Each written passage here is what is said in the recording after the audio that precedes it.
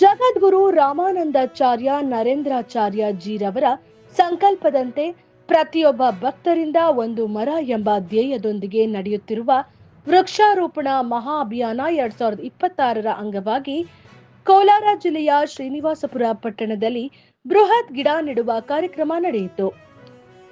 ರಾಮಾನಂದ ಸಂಪ್ರದಾಯದ ಕೋಲಾರ ಜಿಲ್ಲಾ ಅಧ್ಯಕ್ಷರಾದ ಬಾಬಾ ಸಾಹೇಬ್ ಪೋಳ್ ಹಾಗೂ ಶ್ರೀನಿವಾಸಪುರ ತಾಲೂಕು ಅಧ್ಯಕ್ಷ ನಾಗರಾಜ್ ಕೆ ರವರ ನೇತೃತ್ವದಲ್ಲಿ ಬಾಲಕಿಯರ ಸರ್ಕಾರಿ ಪದವಿ ಪೂರ್ವ ಕಾಲೇಜು, ಸರ್ಕಾರಿ ಆಸ್ಪತ್ರೆ, ಸಾಯಿಬಾಬಾ ದೇವಸ್ಥಾನ ಸೇರಿದಂತೆ ವಿವಿಧೆಡೆ ಸಸಿಗಳನ್ನು ನೆಡಲಾಯಿತು.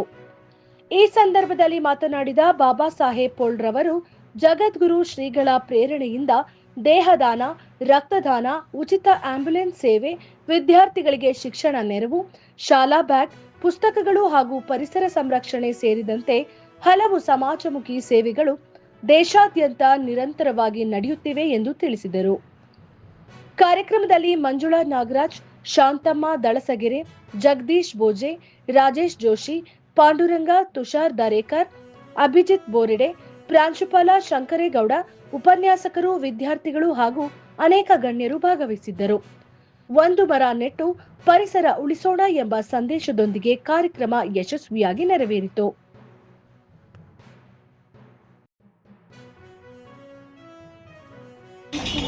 ನಾವು ಈ ಕೋಲಾರ ಸ್ವಾಮೀಜಿ ಸಂಪ್ರದಾಯದಲ್ಲಿರೋದು ಕೋಲಾರ ಅಧ್ಯಕ್ಷ ಬಾಳಾಸಾಹೇಬ್ ಪೋಳ್ ನಾವು ಮಾತಾಡ್ತಾ ಇರೋದು ಸ್ವಾಮೀಜಿ ಬಗ್ಗೆ ಮತ್ತು ಸ್ವಾಮೀಜಿದು ಪ್ರೇರಣಾ ಈ ಸಂಪ್ರದಾಯದಿಂದ ಜನಕಲ್ಯಾಣಗೋಸ್ಕರ ಸ್ವಾಮೀಜಿ ಪ್ರೇರಣೆಯಿಂದ ಇವತ್ತು 41 ಲೈವ್ ಸೋಷಿಯಲ್ ಆ್ಯಕ್ಟಿವಿಟಿ ನಡೀತಾ ಇದೆ.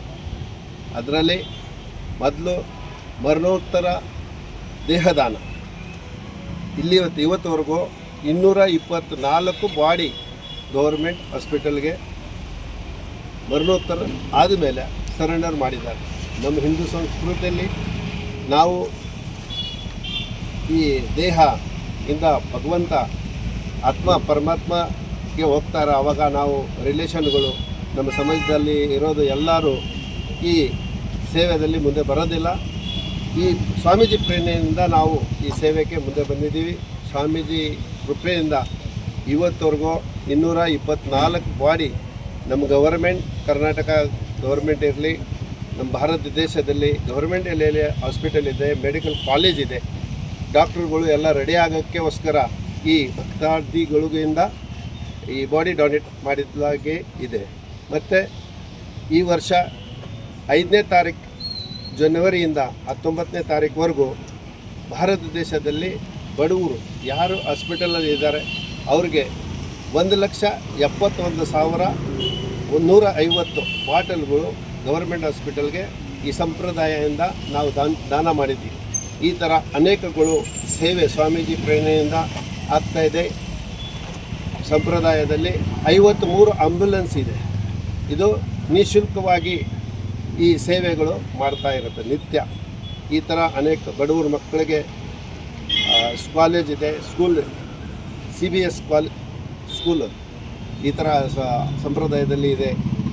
ಅನೇಕ ಉಪಪೀಠದಲ್ಲಿ ಸ್ವಾಮೀಜಿ ಈ ಸೇವೆಗಳು ನಿತ್ಯಂತವಾಗಿ ಮಾಡ್ತಾ ಇರ್ತಾರೆ.